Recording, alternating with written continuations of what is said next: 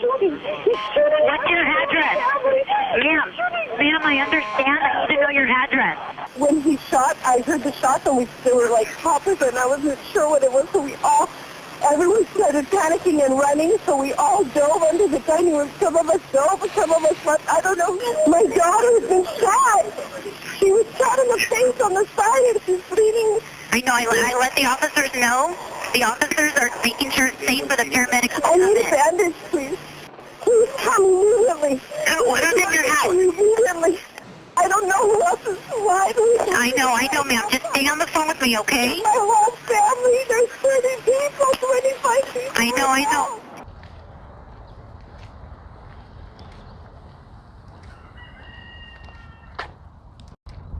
That video that you just watched was the scene of a family tragedy in which 9 members of the Ortega family were brutally murdered by one Bruce Jeffrey Pardo. Lamont at large today. We are in Covina, California, and we're going to visit the location of where that massacre occurred. Now, I know that as a man, there's going to be certain things in your life that normal people adjust to normal things in normal ways, and some of us are not normal and we do drastic things or we overreact to things when oftentimes it's not a big deal ultimately at the end of the day. And one of the things that people sometimes overreact to is divorce, and some people handle divorce amicably and sometimes they do not. So one Bruce Jeffrey Pardo would be on the list of men who could not handle divorce and took out his frustrations on his ex-wife and her entire family. So Bruce had originally worked at the Jet Propulsion Laboratory. So when he was working at this place, he met the woman who would later go on to marry him. Her name was Sylvia Ortega. Now, they were introduced together by Sylvia's former brother-in-law, I believe, because I believe at the time she had been previously married and she had 3 children.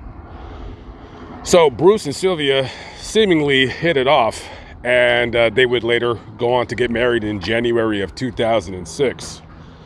Now, I'm not really sure if there was any kind of a prenup that was signed. I'm going to guess not. And quickly, within the first year of the marriage, both Bruce and Sylvia, they would constantly fight. One of the reasons why they would constantly fight is a lot of marriages, same reason, finances. And I always say, when you start a relationship with a woman that has kids, well, that relationship, those are, in a sense, gonna kind of be your kids as well. And so Bruce felt that he wasn't financially responsible for her children. Again, I don't know why you're gonna marry a woman with 3 kids and not feel that, you know, you should step up to the plate and be a man. It's kind of a part of being a man. If you're not gonna do it, don't marry her. And another thing related to finances that Bruce didn't want to do is he did not want to have a joint bank account with her. The couple would constantly fight, and finally the road that is led for them is the road to divorce. So in 2008, the divorce was finalized. Now, during the proceedings, Bruce was ordered by the divorce court, the judge in the matter, that he was supposed to pay Sylvia spousal support in the amount of $1,785 a month. Now, at that time, Bruce, leaving his job at JPL, he had got a job at this radar company, ITT Radar Services, and he got fired from that job for false billing hours, basically stealing from the company.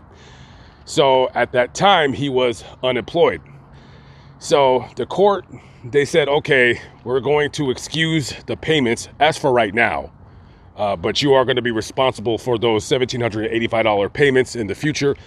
But he was also ordered to pay Sylvia $10,000, and she was allowed to keep the wedding ring and she was allowed to keep the dog that they had purchased together. Now, divorce, especially when a man brings more to the table financially than a woman, and a guy in a black robe is going to order you to give your money that you worked for to a woman that, you know, in the grand scheme of things, you loved but didn't really love that much. And so it starts eating at him, and it starts bothering him. And he had told his friend that, you know, this woman, she's taken me to the cleaners. And maybe this guy thought that his life was over, because eventually when he gets a job, because he has a pretty good career, he's an electrical engineer. So he's going to be making pretty good money wherever he goes. He's going to have to pay that $1,800 a month. And it starts eating at him and eating at him and bothering him and bothering him. And he says, you know what? Screw this. I don't need to take this. So he decides he's just going to kill her. That's all there is to it. And there's nobody that's going to stop him from doing it. So he plans this out as methodically as one nutcase can. So his idea was he was going to come to this house here at the end of the block, kill whoever was there, and then flee, get into another car, and hop on a flight to Illinois. So December 24th, 2008, the Ortega family, the entire family's there. They're having a Christmas party. And Bruce, he drives down this street. It's about 11:30 at night now. He drives down the street and he's wearing a Santa Claus outfit. He gets out. With him is 4 handguns, and he has an air compressor that he had rigged to spray out racing fuel. He knocks on a door, and an 8-year-old girl opens the door, and he immediately shoots her in the face. Everybody looks up. This guy just starts indiscriminately shooting any and everybody that he sees. He's shooting. There's multiple gunshots, screaming. After he's done shooting them, he starts spraying racing fuel from that compressor all over the house. Now, he was supposed to use a flare to start the fire, but for some unknown reason, maybe from the oven, I don't know, there was an open flame somewhere, and it actually caused an explosion. And he had actually suffered about 3rd-degree burns on his arms and his legs, so now he's badly injured. So he runs out of the house, and in that video, that was the aftermath of that fiery explosion. And that is the place right in front of you.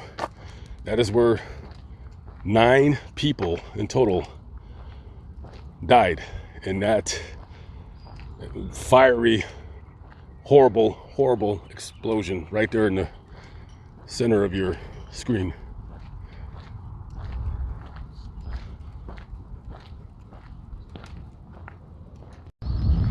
The victims in that massacre was 43-year-old Sylvia Ortega. She was the ex-wife of Bruce.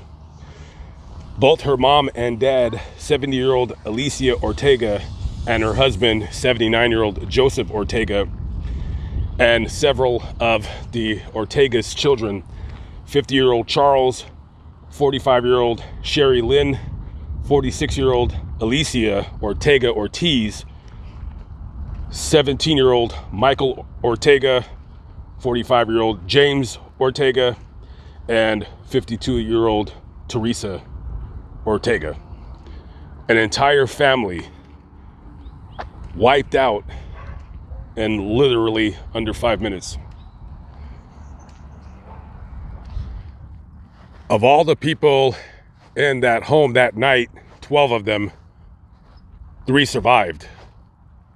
And one of the survivors had pointed to Bruce as being the likely culprit in the matter, them telling the police that him and Sylvia were going through a rather nasty divorce. Now, things don't always go according to plan, and in all likelihood, from the investigation that ensued after these murders, it looked like Bruce was going to possibly kill the attorney of his ex-wife.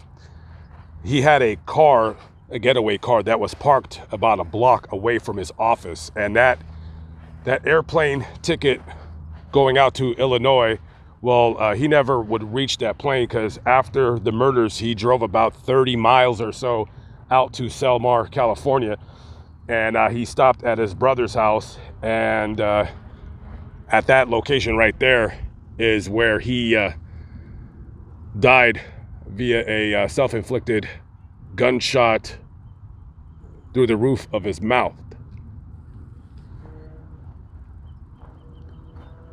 An entire family, 3 generations of family, ultimately murdered by a psychopath.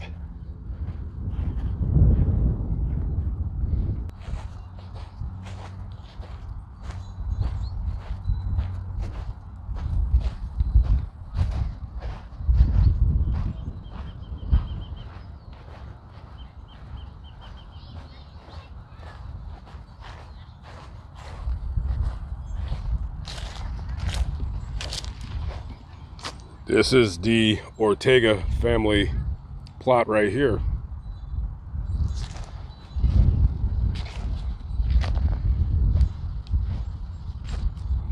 Got brother and sister right here.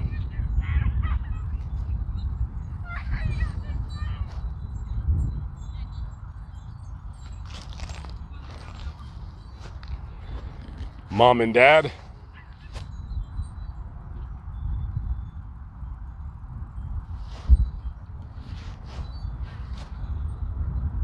To their left, their daughter, Alicia Ortega Ortiz. And this is her son right here. I got the name wrong earlier in the video.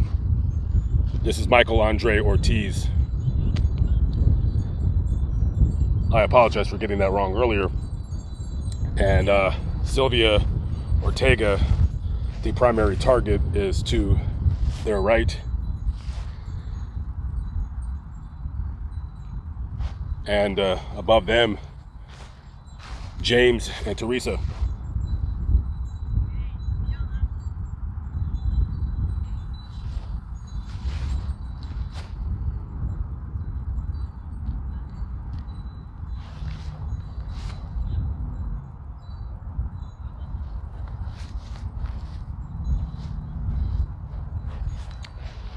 I can only guess that when a family like that is wiped out, I mean, 9 people, it must make future get-togethers just ultimately, you know, in the beginning unbearable, and then as time goes on, you'll never get over it, but time heals somewhat. But I believe that a lot of people out there probably have their own opinions on that, so.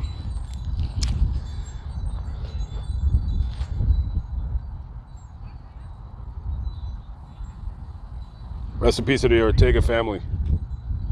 All right, guys, I'm out of here. There's a lot of ground to cover. And I'm going to jump on that freeway right there. And I'm going to head out to San Bernardino. An unsolved murder. And I'm going to talk about it. See you on the next video. Peace out.